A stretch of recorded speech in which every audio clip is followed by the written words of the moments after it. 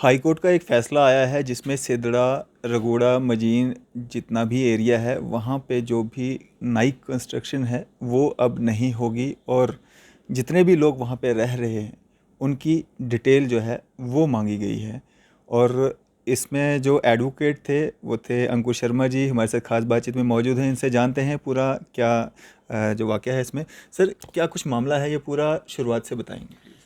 देखिए, जेडीए ने 1993 ऑनवर्ड्स और ख़ासकर 2012 तक जो सिदड़ा, रंगूड़ा, मजीन ये गांव हैं, यहाँ के जो लोकल रेजिडेंट्स थे, जो जम्मू संभाग के लोग थे, जिनकी पुश्तैनी पुरानी यहाँ पे ज़मीनें थी, उनसे ज़मीन एक्वायर की एक हाउसिंग कॉलोनी डेवलप करने के लिए। सिदड़ा न्यू सैटेलाइट टाउनशिप जिसका नाम देना था। अब ऑब्वियसली जैसे त्रिकुटा नगर, गांधीनगर, सैनी कॉलोनी, छन्नी हिम्मत जैसी ये कॉलोनीज़ डेवलप्ड हैं, इसी तरीके की कॉलोनी डेवलप होनी थी। लेकिन पिछले विगत वर्षों में वहाँ के लोगों ने देखा, हमने भी देखा कि वहाँ पे जेडीए अपनी लैंड को प्रोटेक्ट नहीं कर पाई, कॉलोनी नहीं बना पाई और कॉन्सिक्वेंशली एक माफिया राज वहाँ पे पनप गया जो जेडीए की ज़मीन को बेचने का काम करता था, और that is how encroachments encourage की गई। तो आज की परिस्थिति ये है कि वहाँ पे 19,154 कनाल ज़मीन जो एक्वायर की गई थी, मेजॉरिटी ऑफ द पार्ट पे इलीगल कंस्ट्रक्शंस हैं, एनक्रोचमेंट्स हैं। तो ये लोग, जिन लोगों से ज़मीन अधिग्रहित की गई थी लैंड एक्विजिशन एक्ट के तहत सरकार के द्वारा, ये अब जम्मू कश्मीर हाई कोर्ट में गए और उन्होंने कहा कि आपने हमारी ज़मीनें कौड़ियों के भाव ले ली, ये कह के कि हम इसे पब्लिक पर्पस के लिए इस्तेमाल करेंगे, हाउसिंग के लिए इस्तेमाल करेंगे, यहाँ पे एक बढ़िया सैटेलाइट टाउनशिप क्रिएट करेंगे, और आपने तो यहाँ पे माफिया पैदा करके और आपके अधिकारियों ने मिल के और तमाम रेवेन्यू, पुलिस, तमाम अधिकारियों ने मिल के यहाँ पे तो एक गोरखधंधा शुरू कर दिया। तो हम इस चीज़ को अपोज करते हैं। ये कहते हुए लोग कोर्ट में गए, कोर्ट ने मामले का संज्ञान लिया और फिर अभी इंटरिम ऑर्डर पास हुआ है। अभी तो केस की शुरुआत हुई है, यानी पहला ऑर्डर पास हुआ है जेडीए से, तमाम अधिकारियों से, डीजीपी से, एंटी करप्शन ब्यूरो से, कमिश्नर, सेक्रेटरी रेवेन्यू एट्सेट्रा, जो भी रेलिवेंट और अथॉरिटीज़ हैं उनसे जवाब उनका मांगा है। साथ ही ये आदेश दिया है कि ये एक्वायर्ड जो लैंड्स हैं, जो जेडीए की लैंड्स हैं, वहाँ पे किसी भी तरीके की अनऑथराइज्ड कंस्ट्रक्शन नहीं होगी। जेडीए के अधिकारियों को और ख़ासकर डिप्टी कमिश्नर जम्मू को ये आदेश दिए गए हैं कि आप एनक्रोचमेंट्स के संबंध में पूरी एक डिटेल्ड स्टेटस रिपोर्ट कोर्ट के सामने अगली डेट से पहले सबमिट करेंगे। ऑब्वियसली उस स्टेटस रिपोर्ट में उन लोगों का नाम होगा जिन लोगों ने एनक्रोचमेंट की है, क्या एनक्रोचमेंट की है, उसके पिक्चर्स, डिटेल्स एट्सेट्रा सब कुछ होगा, extent and scope of encroachment, वो सब चीज़ें होंगी। क्या कार्रवाई अभी तक अधिकारियों ने की, कौन कौन अधिकारी किस किस समय पे वहाँ पे पोस्टेड थे, अपॉइंटेड थे, उस संबंध में जानकारी होगी। तो मुझे लगता है कि ये जैसे जैसे केस आगे बढ़ेगा, मुझे लगता है कि ये एक मेजर इंक्रोचमेंट जो जम्मू के अराउंड इन एरियाज़ में हुई है या हो रही है, खासकर सरकारी ज़मीनों पे, उनके खिलाफ एक बढ़िया कार्रवाई होती हुई हमें नज़र आएगी। ये केस के संबंध में मैं दो चीज़ें आपके माध्यम से दर्शकों के ध्यान में लाना चाहता हूँ। एक चीज़ जिस बुनियाद पे हमारा केस बना भी, एक तो थी सीएजी की report, controller and auditor general of India, जो सरकारी पैसा कैसे खर्च होता है उसके बारे में पूरा पूरा ब्यौरा देता है, पूरी रिपोर्ट्स देता है। और दूसरा था इन्हीं लोगों के द्वारा समय समय पे एप्लीकेशंस का फ़ाइल होना, जो आरटीआई एक्ट के तहत फ़ाइल की गई थी और उसमें जो जवाब आए थे। जहाँ तक सीएजी रिपोर्ट की बात है, मैं इसे आपके दर्शकों के लिए इनफैक्ट एक पैराग्राफ कुछ डिटेल्स के लिए बिल्कुल। पढ़ के बताना चाहूँगा।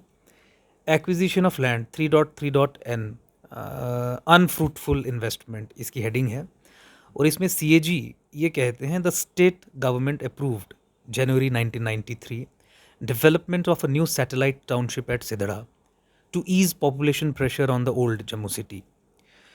The township was proposed to be developed on a total land area of 19,154 canals. CAG report जो 19,154 कनाल का आंकड़ा है वो यहाँ से हमने लिया है, and 16 marlas of land which included private, state and forest land. The authority initiated in 1993 acquisition of 5,036 hectares, which is equivalent to 12,590 canals of land in three villages of Sidara, Majeen and Ranguda. The project for development of colony estimated to cost rupees 222.83 crores 222 crore का ये project था, involving land use of 648 hectares which is 1620 canals with completion period of 10 years, was approved in April 1997. The project expenditure was to be met from internal resources and loan assistance from Housing and Urban Development Corporation HUDCO. The project remained a non-starter even after incurring an expenditure of 11.86 crores between 1994-95 and 2006-2007 as discussed below. और ये फिर तमाम पूरी report है जिसमें सब कुछ बताया गया है कि अवॉइडेबल पेमेंट ऑफ इंटरेस्ट, जैसे बता दिया कि 12 करोड़ के करीब खर्चने के बावजूद भी कुछ नहीं हुआ ज़मीन पे। 12 करोड़ वेस्टफुल एक्सपेंडिचर, 222 करोड़ का प्रोजेक्ट 12 करोड़ हवा में चलेगी, इतना बड़ा ये स्कैम जो आपको अवॉइडेबल पेमेंट ऑफ इंटरेस्ट से एक हेडिंग है।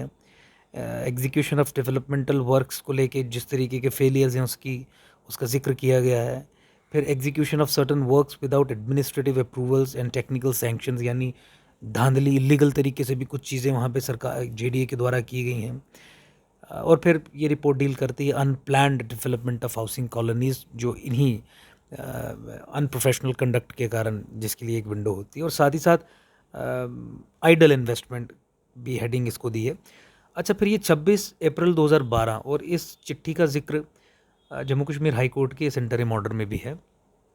इसमें देखिए ये क्या कहते हैं, इसमें ये डिटेल्स देते हैं शुरू में कि जेडीए ने इतने कनाल ज़मीन यहाँ से ली, ये टाइप थी, और अल्टीमेटली जब इनसे पूछा जाता है कि एनक्रोच्ड एरिया कितना है, किन लोगों ने एनक्रोचमेंट की है, तो point 12 of the RTI reply which is a part of the petition in high court, उसमें ये लिखते हैं, जेडीए ये जवाब दे रहा है, it is difficult to determine the level of encroachment as land is encroached by the land mafia.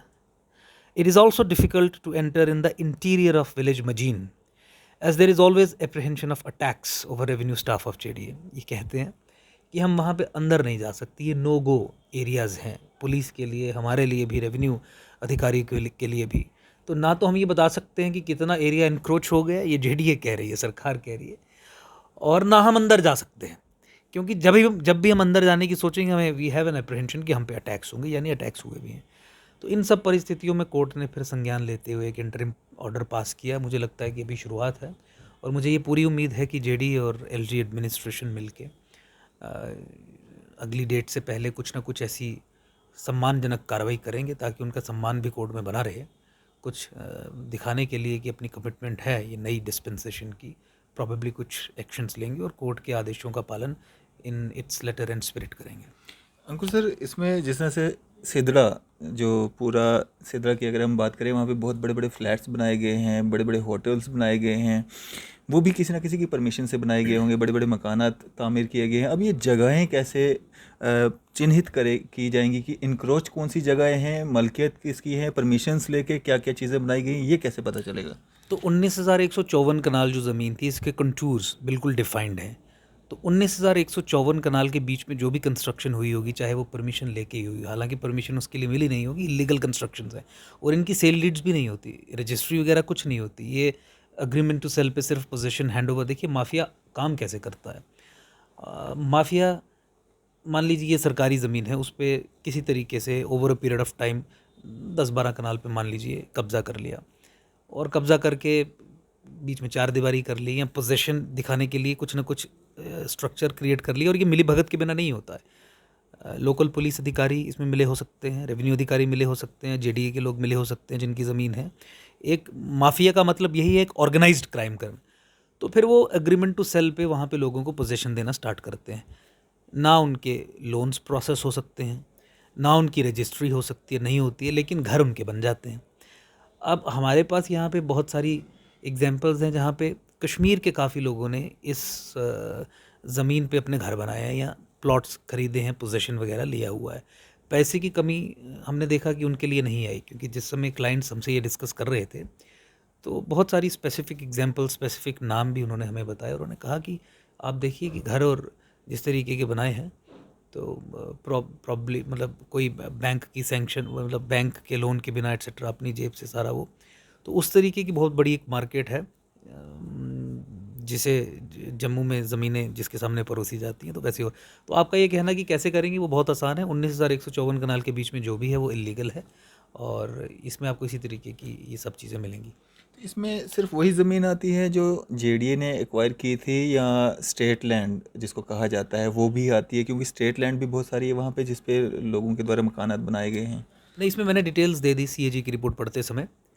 19,154 कनाल पूरी जेडीए ने एक्वायर की। इसमें से कुछ हिस्सा स्टेट और फॉरेस्ट लैंड का भी था, जो प्राइवेट लोगों से, यहाँ के रहने वाले लोगों से वहाँ पे जो जम्मू के एक्सक्लूसिवली राजपूत फैमिलीज़ थी, अगर आप उस संबंध में देखें, उनसे जो ली है वो 12,000 समथिंग के करीब है। मैंने डेटा पढ़ा जो आपके उनकी मलकियत जगह थी। जो मलकियत देखिए, लैंड मलकियत जगह थी वो हो गई, और फॉरेस्ट और स्टेट लैंड वो तो सरकार टू सरकार होगी, उसे एक्वायर करने की ज़रूरत नहीं है। लेकिन दोनों को मिला के 19,154 कनाल थी, जो फिर जेडीए की हो गई।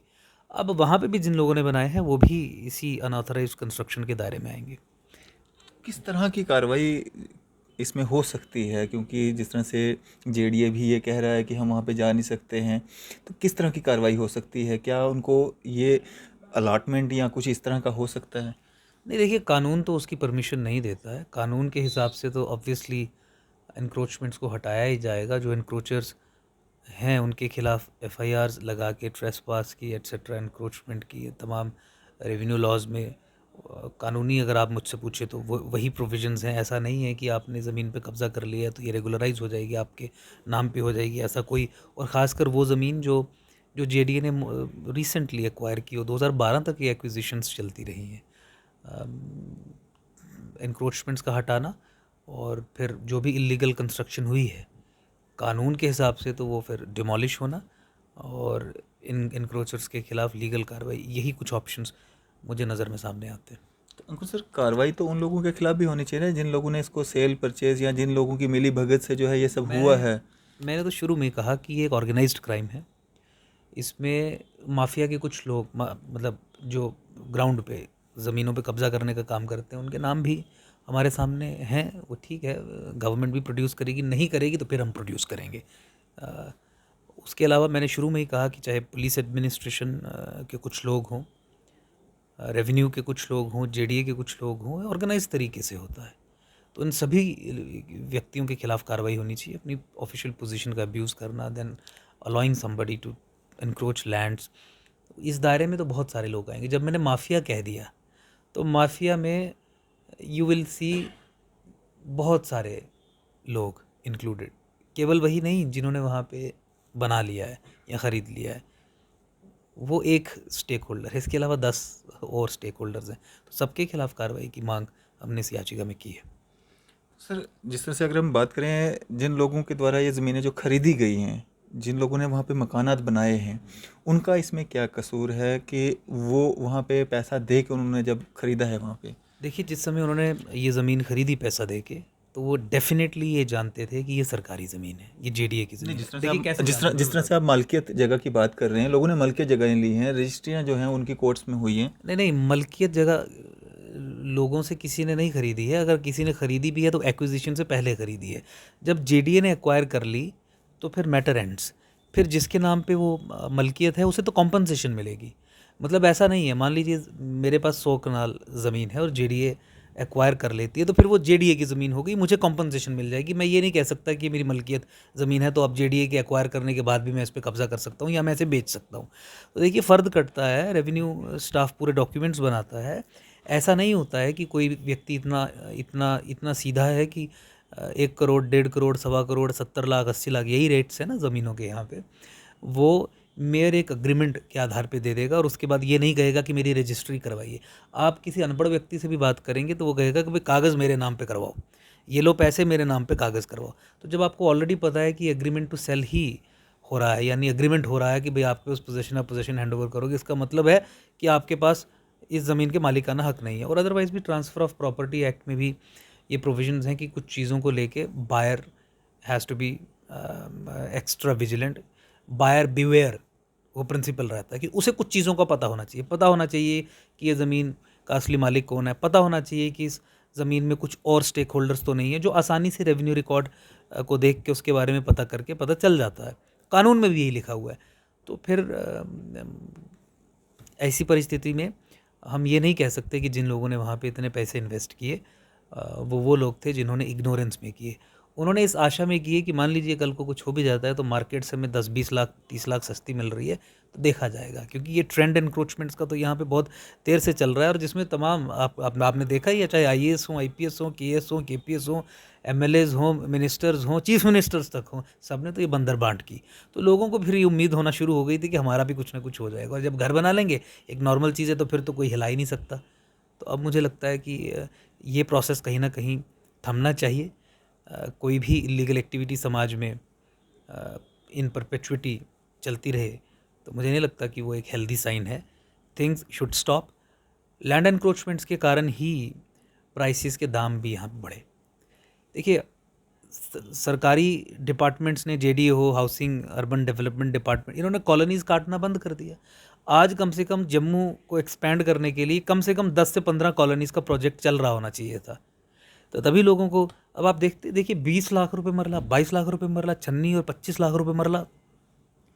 मुझे बताइए कौन व्यक्ति खरीद सकता है? ब्लैक के अलावा, हवाला के अलावा कहाँ है यहाँ पे? क्या इतने बड़े बिजनेसेस हैं? क्या ऐसे लोगों की सैलरीज हैं कि वो 25 लाख रुपए मरला, 20 लाख रुपए मरला और सैनिक कॉलोनी में 15 लाख रुपए मरला और फिर कंस्ट्रक्शन कॉस्ट इतनी ले सकते हैं? तो ये बिल्कुल एक बबल है, जो जिस बबल को क्रिएट करने में JDA और इस तरीके की एजेंसीज का बहुत बड़ा हाथ है। ये माफिया है, ये माफिया का हिस्सा है। They have a responsibility. देखिए बॉम्बे कितना बड़ा शहर है, दिल्ली कितना बड़ा शहर है, आहिस्ता आहिस्ता धीरे धीरे बढ़े, लेकिन प्रॉपर प्लानिंग, इनकी तो कोई प्लानिंग ही नहीं है। आपको चन्नी हिम्मत के बाद कोई कॉलोनी कटती हुई नजर आई उस लेवल की? सैनिक कॉलोनी तो अलग है, इनका कुछ नहीं है, वो एक अलग सोसाइटी है, वो आर्मी डिफेंस पर्सनल उनकी। त्रिकुटा नगर कब की है? गांधीनगर कब की है? सदियाँ हो गई। कम से कम 10, 15, 20 कॉलोनी आप बना के ज़मीन बेचो, प्राइसेस भी कंट्रोल में रहेंगे। 20 लाख 25 लाख रुपए कनाल या 30-35 लाख रुपए कनाल, बात समझ आती है। 5-5 करोड़, 4-4 करोड़, 3-3, ये इन्हीं एनक्रोचमेंट्स और inaction of this JDA, housing urban development department, जो भी जिनकी भी है, कॉर्पोरेशन जितनी भी है जिनका काम कॉलोनीज काटना प्रॉपर, उन्हीं के कारण हुआ है। तो इन चीज़ों को एड्रेस करने के लिए जो अल्टीमेटली पब्लिक इंटरेस्ट में होगा कि आम आदमी क्यों उसे स्टेट लैंड पे पोजीशन हैंड ओवर लेना है, मतलब पैसे दे के कि मुझे 20 लाख रुपए कम में मिल रहा है। क्यों ऐसा सिस्टम ना हो कि जो भी यहाँ पे ज़मीन खरीदना चाहे ठीक तरीके से, ठीक साफ़ सुथरी ज़मीन खरीद पाए? सरकार टोटली फेल हुई है और मुझे लगता है कि इसमें वेस्टेड इंटरेस्ट है। बहुत सारे लोगों का काला धन, ब्लैक मनी इसमें इन्वेस्टेड रहती है, इसीलिए प्राइसेस ऊपर जाते हैं। खरीद ही नहीं सकता कोई। दाम वो हैं जो कोई पे नहीं कर सकता, फिर भी बिक्री चल रही है। वो कौन लोग हैं जो खरीद रहे हैं और ये परिस्थिति किसने बनाई है? तो मुझे लगता है कि इन चीज़ों से लड़ने के लिए ये कदम हमें उठाने की आवश्यकता थी। मैं बधाई देता हूँ सिदड़ा, रंगूड़ा और मजीन के उन लोगों को जिन्होंने पूरा एक रेजोल्यूशन पास करके ओंकार सिंह जी के माध्यम से हाईकोर्ट का दरवाज़ा खटखटाया है और कागज़ों के आधार पर हाईकोर्ट ने भी एक बहुत पॉजिटिव डायरेक्शन शुरू में ही पास कर दी। और मुझे लगता है कि अब अधिकारियों को अपनी जिम्मेवारी निभाते हुए इस पे काम करके एक लार्जर इंटरेस्ट को देखते हुए और एक प्रॉपर टाउन प्लानिंग, प्रॉपर एक सिटी प्रॉपरली डेवलप हो, कोई लिटिगेशंस ना हो, कोई एनक्रोचमेंट्स ना हो, लड़ाई झगड़े ना हो, साफ़ सुथरी सब चीज़ें हो, उस दिशा में चीज़ों को लेने का प्रयास करना चाहिए। वो इसी तरीके से हो पाएगा। सर कुछ चीज़ें ऐसी भी निकल के सामने आई हैं कि मलकियत जगह जो एक्वायर की थी JDA ने, उनको पैसा उनका जो था वो पूरी तरह से नहीं मिला था, जिनके कुछ केसेस वगैरह भी जो चल रहे थे या कुछ इस तरह का मामला भी सामने आया था। हाँ, ऑब्वियसली देखिए, जब भी लैंड एक्विजिशन होगी तो लैंड एक्विजिशन को लेके बहुत सारे इश्यूज होंगे। जैसा आपने एक चीज़ बताई कि पूरा पैसा नहीं मिला या जितना वो एक्सपेक्ट करते थे उतना नहीं मिला, तो उसके लिए तो कानून में रेमेडीज़ हैं। मतलब उसमें ये नहीं है कि आप ज़मीन पे कब्जा करके बैठ जाओगे या फोर्सफुली अपना घर बना लोगे।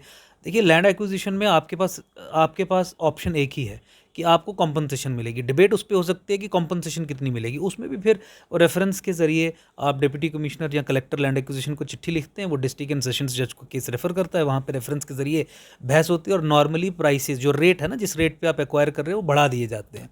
कुछ केसेस को लेके आप हाई कोर्ट में भी जा सकते हो। कुछ इसमें कुछ अवार्ड्स पास हुए हैं इसी केस में, जहाँ पे जो टाइम बार्ड हैं, section 11 of the land acquisition act की, इतने समय के भीतर आपको करना है, वो चीज़ें नहीं हुई हैं। कुछ लैंड्स डी नोटिफाई हो चुकी हैं लेकिन फिर भी उस पर JDA अपना हक जता रहा है। वो माइनर कुछ केसेस हैं, लेकिन वो रिजॉल्व होंगे दूसरे तरीके से। वो ऐसे नहीं होंगे कि वो नहीं हुआ तो आप ज़मीन पे कब्जा करके बैठ जाओगे।